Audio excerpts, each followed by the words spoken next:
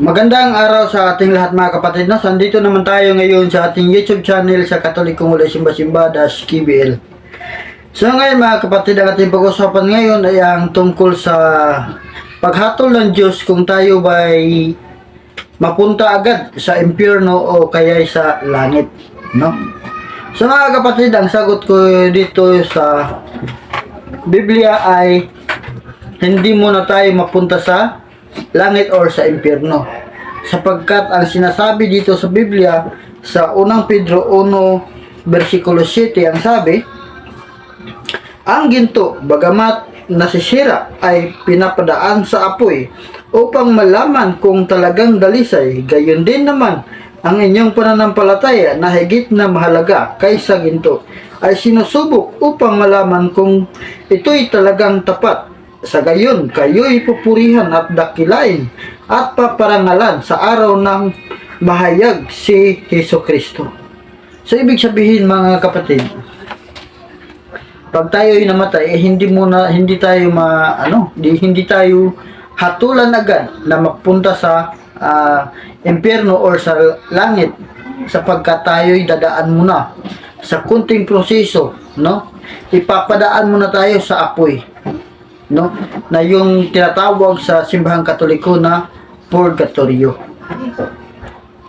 no, kasi ang ating Panginoong Hesus Kristo mismo ay nangaral sa bilangguan ng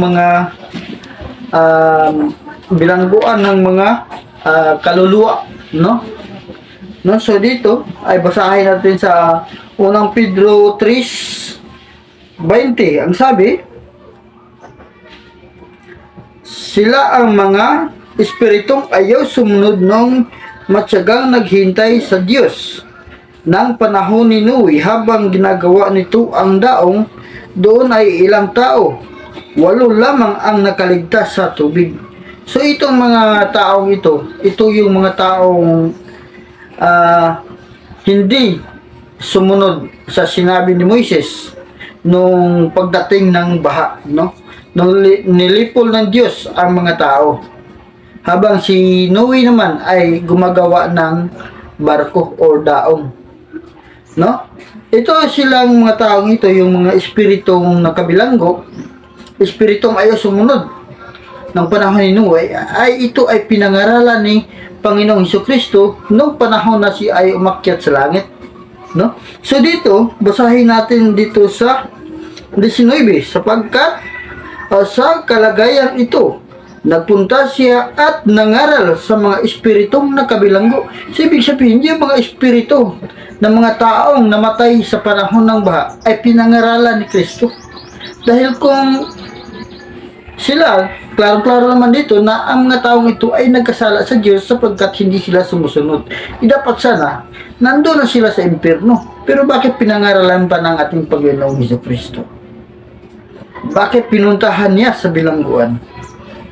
Na yun ay tinatawag ng mga Katoliko na purgatorio, no?